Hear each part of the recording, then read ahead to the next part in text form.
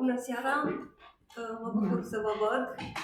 Pe majoritatea nu vă știu. 2-3 persoane cunosc. În rest mă bucur să vă cunosc. Sunt Emilia Poenar Moldovan. Sunt editorul cărții Larisei. A doua carte, de fapt, pe care am editat-o, a doua carte de poezii. Prima a fost anul trecut. Văd că are un ritm foarte bun de scris. E și perioada de tinerețe în care se scriu mai multe cărți, așa, una după alta.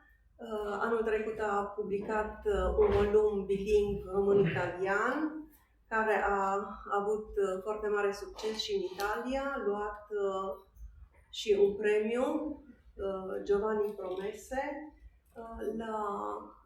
și i-a fost decernat exact la 1 decembrie anul trecut la Ambasada României din Italia. Este foarte important pentru că face parte din premiile adevărate. O să vedeți pe net ce știu. Colegii mei știu despre ce vorbesc, sunt tot felul de premii inventate de tot felul de asociații de care n-a auzit nimeni în Italia, așa că e foarte bine să fii atent la cine acordă acele premii. Anul acesta nu credeam că recidivează așa de repede Larisa. Am rămas foarte surprinsă că o știu foarte ocupată într-un domeniu care nu are legătură cu poezia. Ea este psiholog, dar lucrează în domeniul proiectelor europene. Sigur că are legătura, nu, cu meseria ta sau nu prea? Mă ajută la negocieri. Da, așa, intense. să cunoști oameni. Și pe de altă parte, zic eu că m-am mirat, dar pe de altă parte, dacă m-am gândit mai bine, tocmai această activitate extrem de depărtată de tot ce înseamnă poezie te face la un moment dat să recurgi la partea ta intimă și partea ta de relație cu divinitatea mai des decât dacă n-ai avea o asemenea activitate foarte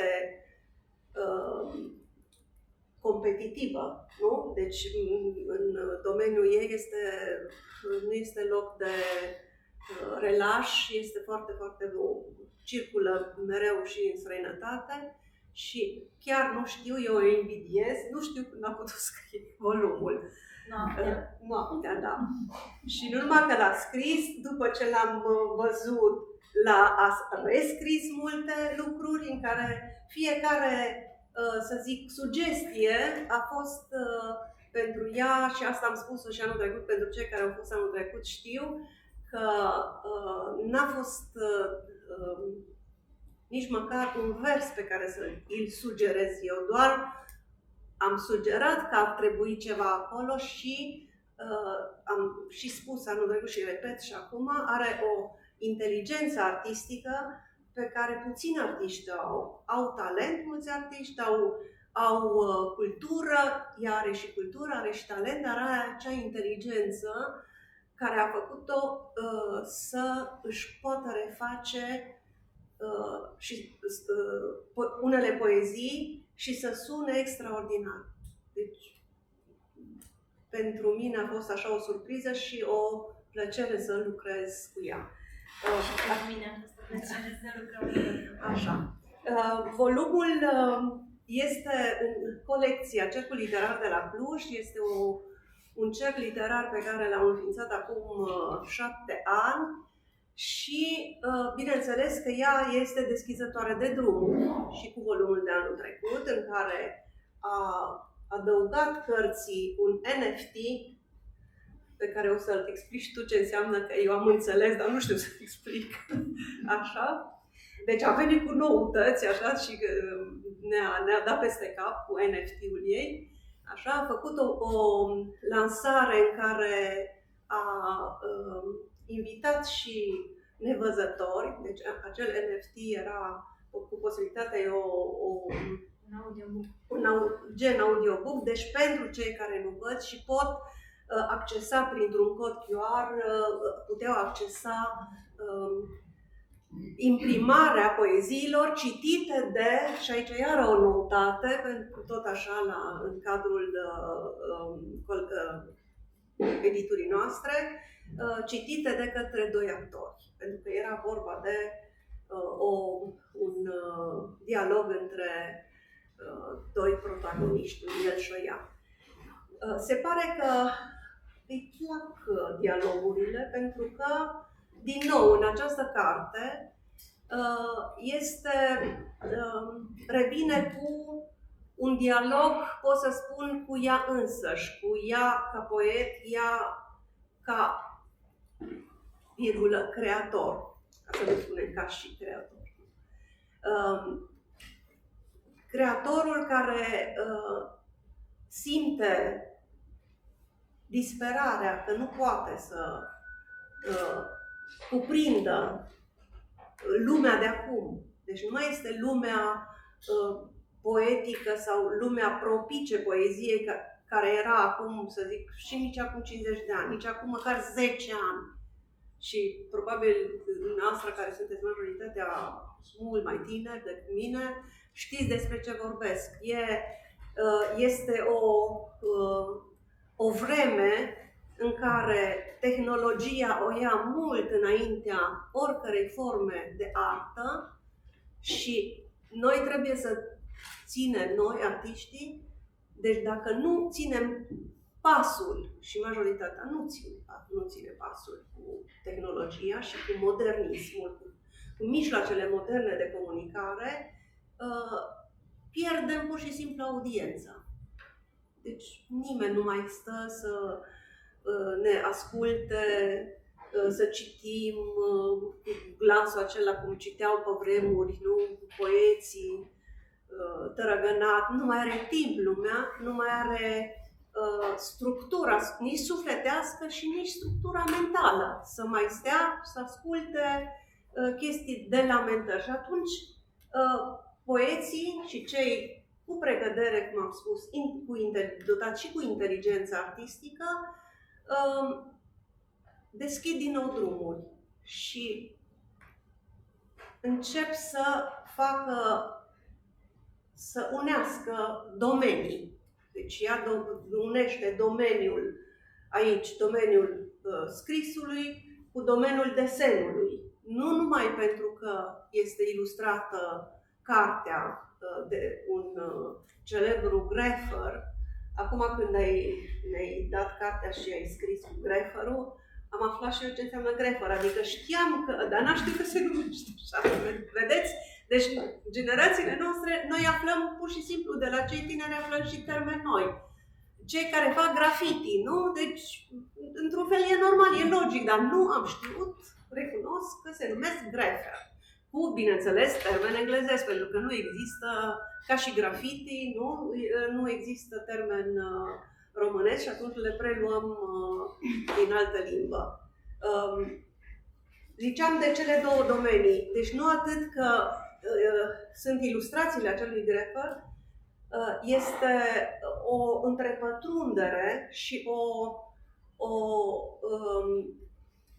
nu descriere, o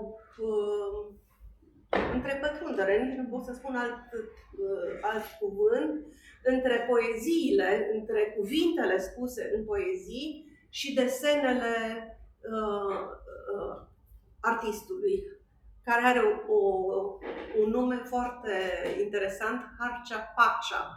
Și toată lumea zicea și la un moment dat și cred că și când am făcut, nu, Cristi, ai zis, toată lumea și cred că eu am spus Parcea, că nu Harcea Pacea, că așa era expresia. Deci avem și un mic cititor de câteva luni, văd, așa. Poezia se cultivă din fașă. Da. Ce ziceam de poeziile și de fapt este o comunicare și un dialog extrem de bine conturat între autorul cuvintelor și autorul poeziei și cel care De fapt, este interșanjabil. Artiștii sunt interșanjabili, să zic. Inclusiv cel care scrie grafite, de fapt, este poetul. El este poetul. La un moment dat, la sfârșit, o să-ți dai seama că, de fapt, nu știi cine scrie poezia și cine face desenul, pentru că a reușit prin poeziile pe care le-a scris să ne bage în ceață. Cel puțin așa mi s-a părut mie. Mi-am adus aminte de, citind și gândindu-mă la ce aș putea spune despre cartea ei, de ce spunea T.S. Eliot, care este, să zic, cel care a dat startul modernismului în secolul 20 al poeziei, al transformării totale a poeziei, și care spunea că poezia, de fapt, poate comunica înainte de a fi înțeleasă. Și exact asta am simțit. Deci, exact ca și cu graffiti, nu? Și graffiti, și poeziile Larisei comunică ceva și nu neapărat sunt înțelese la nivelul de logică comună, care toată lumea vrea să o înțeleagă de la A la Z, cine ce face, cum se întâmplă, cum erau în poeziile, cine suferă, cine iubita, cine iubitul. Acum toate sunt într-o comunicare pe care își găsește alte canale. Și acest canal, în mod deosebit, sunt acele desene însoțite de cuvinte. Mi-a plăcut foarte mult, iar am citit mai de mult și tot am căutat să mi-aduc aminte unde am citit o chestiune tot despre poezie și am găsit într-un final de Thomas Hardy că dacă Galileo ar fi spus în versuri că pământul se învârtește, poate că Inchiziția l-ar fi lăsat în pace. Atât de mult mi-a plăcut, acum, cred că 20-30 de ani am citit undeva și nu m-am lăsat după masa asta până am încercat să văd exact unde. Asta spune enorm de mult despre poezie, nu? Și despre nevoia omului de a, chiar a celui care poate cioplește în lemn sau sapă pământul sau sapă în mină sau lucrează pământul, efectiv, sau este cioban la oi sau așa, fiecare are acea latură spirituală care îl leagă cumva de sursa lui divină până la urmă și de spiritualitatea lui. Și asta reușește, de fapt, poetul și, în general, un creator artistic, nu numai în poezie, pentru că vom vedea, așa cum încearcă și ea, și Larisa Calo, o să vedem, o să fim martorii în următorii ani, probabil, eu poate nu, dar voi, în mod sigur, cei mai tineri, la un gen de exprimare în care o să trebuiască să fie denumit altfel. Nu o să mai fie poezie simplu sau proză simplu, deja o să se pătrundă domeniile și asta de curând am văzut, de aceea l-am și invitat pe un coleg de la o editură nouă care a făcut o carte cu realitate augmentată, de care tot așa a trebuit să mă documentez, să vedem ce înseamnă chestia asta. Iată că se întâmplă lucrurile foarte, foarte rapid și încercăm și noi să ținem pasul, nu știu cât o să putem, dar voi, tinerii și cel mic de acolo, sigur va ști decât așa. Vreau să citez de la pagina 28, mi-am notat, e ca o artă poetică, la pagina 28 a poetei. De fapt, la fel, ce înseamnă să scrii poezie sau ce înseamnă a fi poet. Ea este asta am observat față de foarte mulți care oarecum se simt obligați să scrie poezie, care fac studii de filologie sau sunt în domeniul umanist sau sunt într-un anumit mediu, să zic, ori academic, ori de scriitor și cam începe lumea să scrie. Parcă se simte obligat sau se simte poate că are talent și să scrie. La ea se simte că e ceva din peste ea a venit. Deci nu, ea și-a făcut planuri și și-a luat nu știu câte contracte să lucreze în domeniul ei și a venit peste ea. Nu știu dacă greșesc, n-am vorbit cu tine, deci a venit așa, parcă te-ar fi, cum să spun, te-ar fi atenționat, vezi, stai pe loc și scrie acum, nu te ocupa de proiecte, nu fă bani, stai și scrie. E foarte greu să alegi chestia asta, să zici, măi, las deoparte făcutul de bani și scriu poezie. Chiar asta am făcut. Da. Exact, uite, vezi? Și nu am discutat. Deci asta se simte, apropo de ce spuneam de T.S. Eliot, că poezia comunică mai mult înainte de a fi înțeleasă. Deci nu trebuie să stau să buchisesc și să înțeleg, ci pur și simplu din tot ce am citit, asta comunică. Că și atunci e cu atât mai autentică și mai adevărată poezia. În momentul în care te năvălește peste tine. Deci te obligă să dai expresie a ceea ce simți și a ceea ce vrei să spui. Și mi-a plăcut foarte mult, de fapt, așa o consider eu o ars poetica, recreez spiritul din țărână. Deci recreez spiritul, pentru că se presupune, sau așa știm, că am fost spirit, am devenit țărână și atunci asta face poetul, asta face un artist, de fapt, recrează spiritul din țărână și voi citi doar ultimele 4 versuri care sunt foarte concludente. Răscolesc cu râvnă pământul după eul meu adevărat, încerc să recreez spiritul din țărână ca pe un proiect eșuat, îl prind cu nasturi, poate lumea nu va realiza că e doar o marionetă.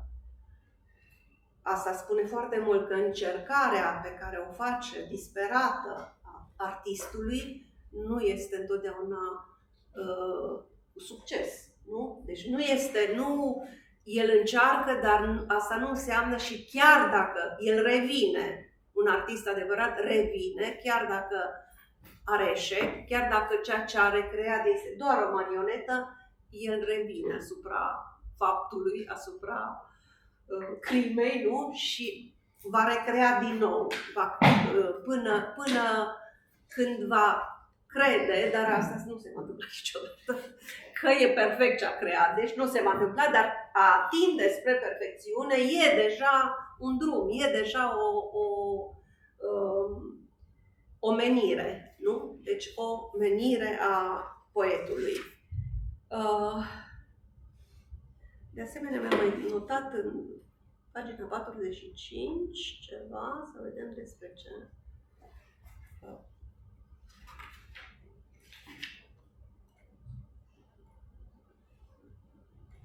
Mi-a plăcut această abordare și pomenirea lui Don Quixote, care este oarecum simbolul zădărniciei, nu luptei cu morile de vânt.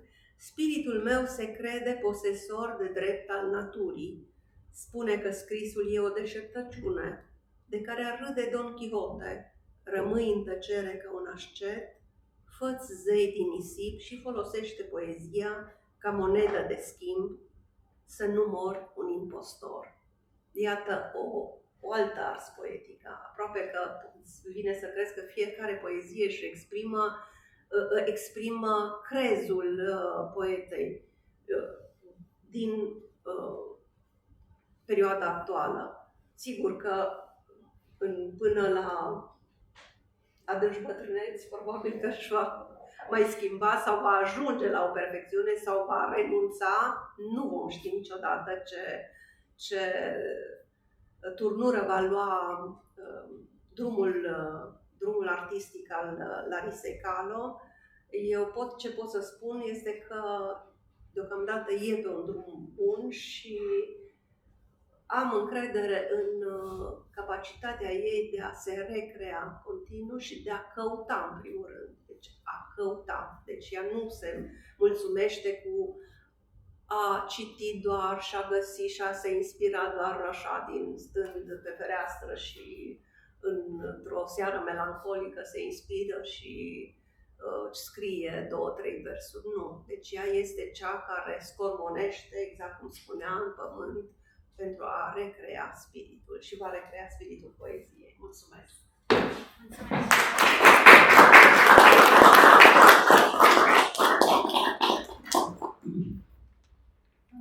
Eu nici m-am ridicat, sper, da.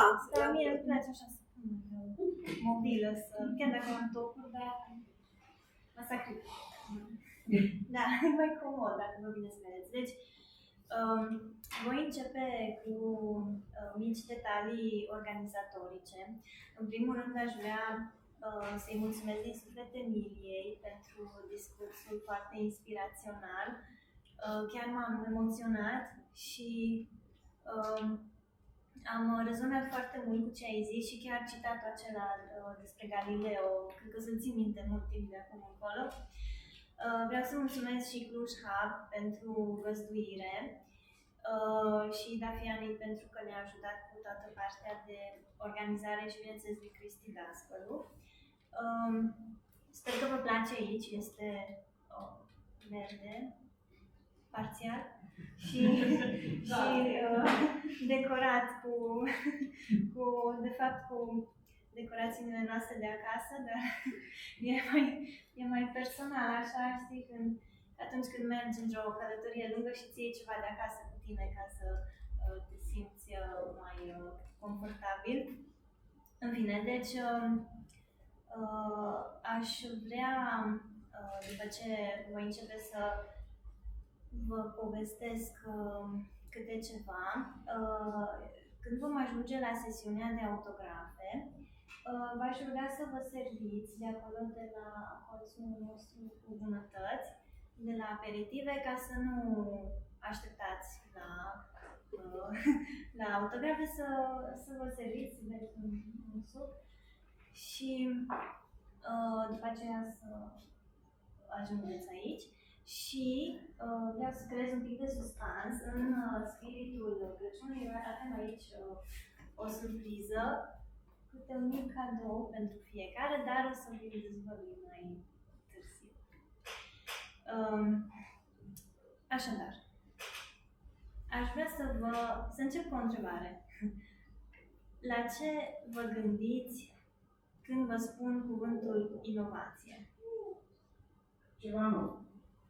Da, ceva nou. Altceva? Cu ce domeniu poate relaționați mai ușor? Cu știința. În momentul ăsta tehnic ceva. Tehnic, da.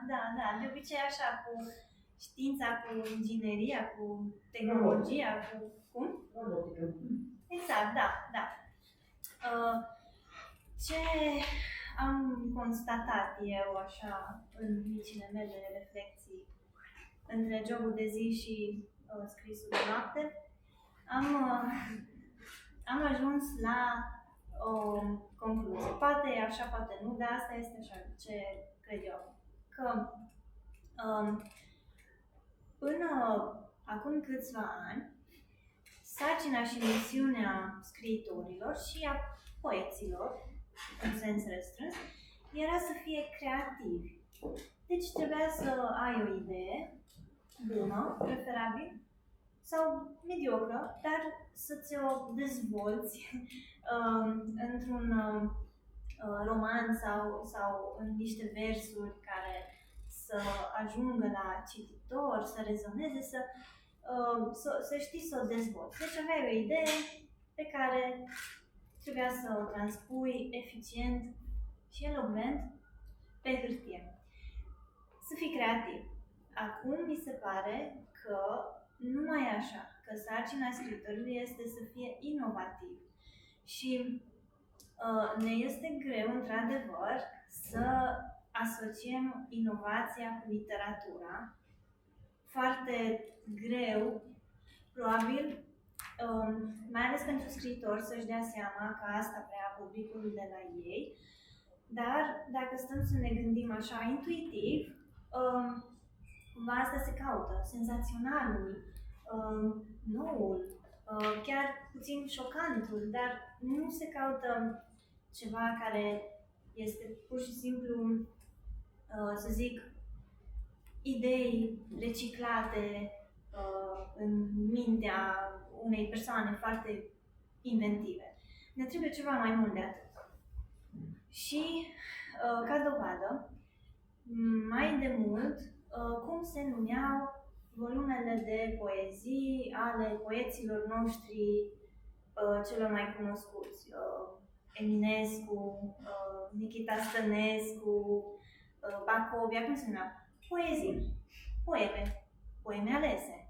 Sau, deci, asta era tot. Asta era tot ce putea artistul mai bun în alegerea titlului. De ce? Pentru că nu era nevoit, fiindcă nimeni nu căuta senzaționalul în poezie. Nu asta era nevoia omului.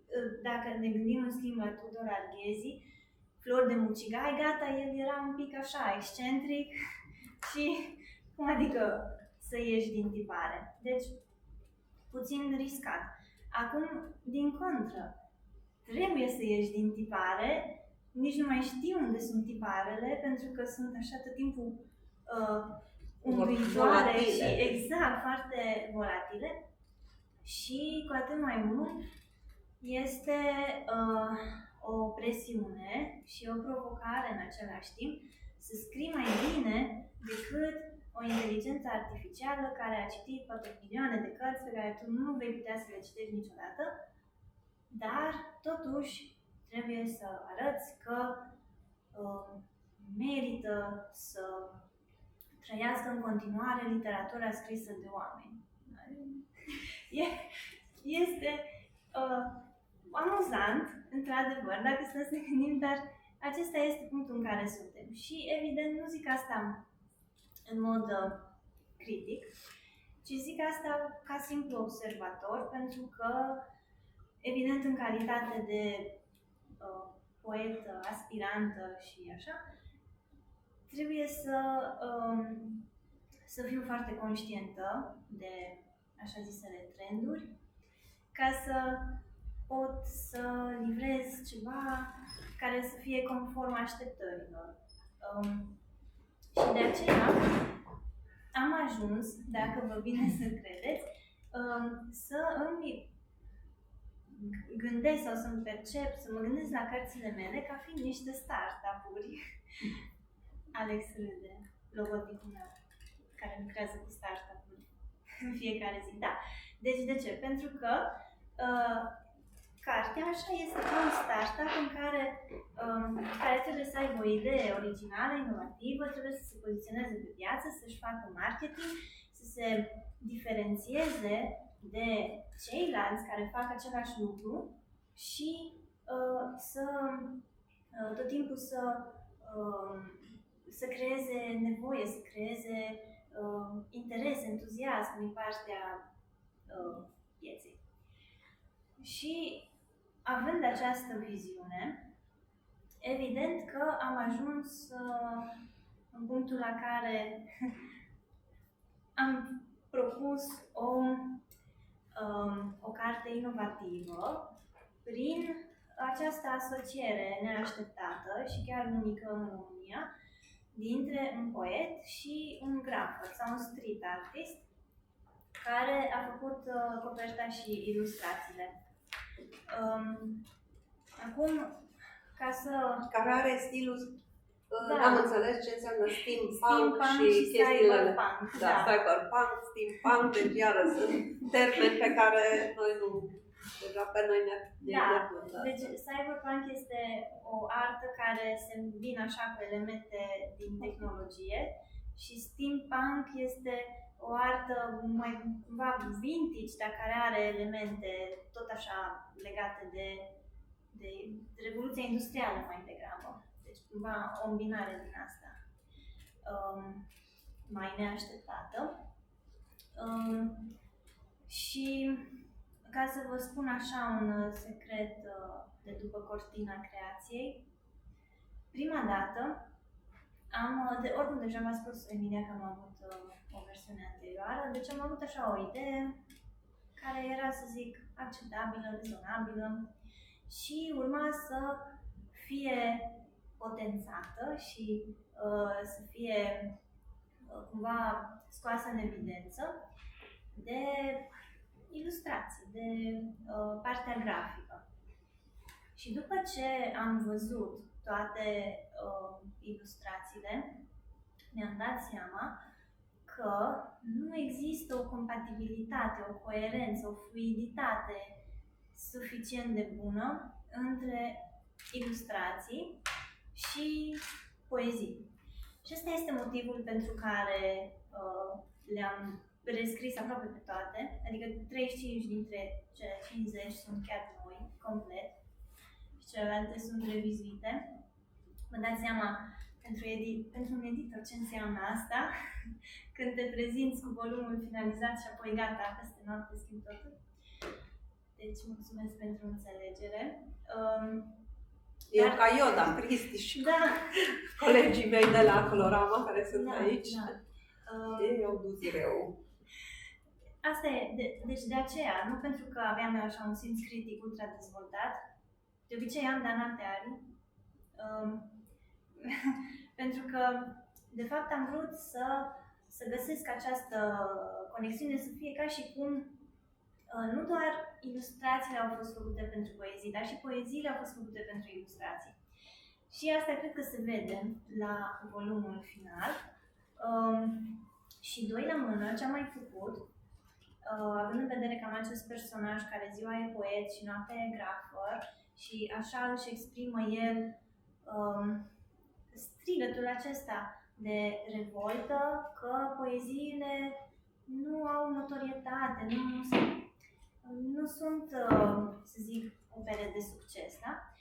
Și atunci el le exprimă așa în văzul tuturor, în plină stradă, da?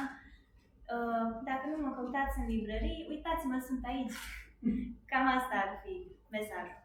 Dar, dincolo de asta, am citit foarte, foarte multe zeci, poate peste 100 de articole și interviuri cu grafări și din țară, dar și din străinătate.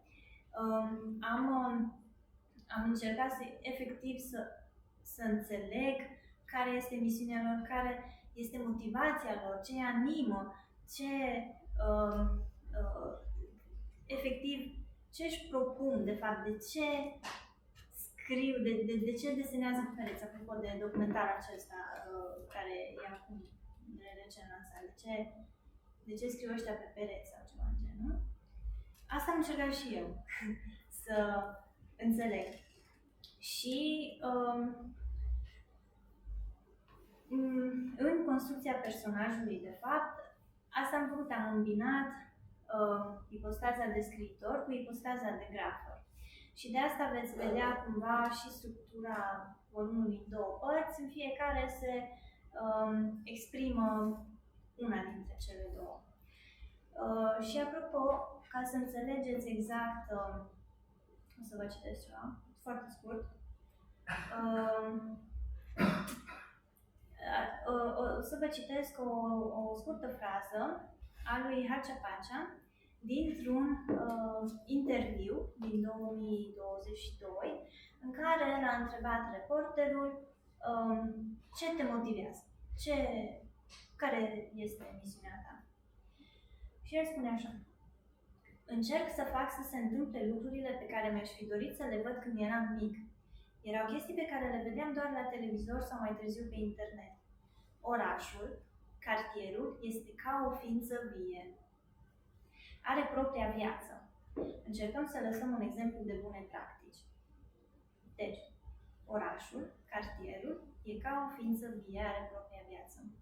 Și acum o să vă citesc poezia care este inspirată exact după această frază a lui. Și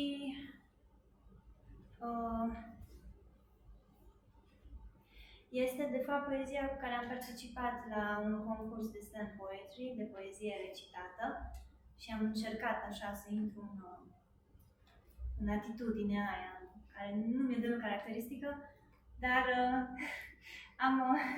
am încercat așa cu patos să exprim. Acum nu știu dacă mai iese, dar... Că eu m-am pregătit pentru evenimentul celălalt și... Deci, poezia se numește Premieră cu un singur spectator. Cartierul e o ființă vie, plină de umilințe și triumfuri, tăinuite sub aripi de beton, pe care stau pe vârfuri noaptea, când toți dorm, să desfășor versul închegat din mine pe un perete incolor.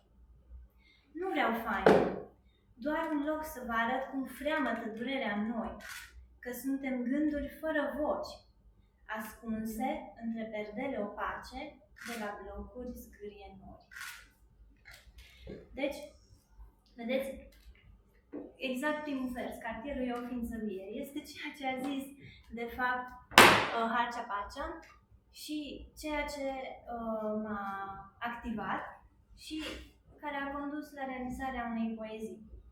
Am identificat, sau de fapt care a fost răspunsul pe care l-am dat eu la de ce scriu ăștia pe pereți, că nu este o formă de protest, este un manifest și este misiunea aceasta de a atrage atenția asupra unor probleme sociale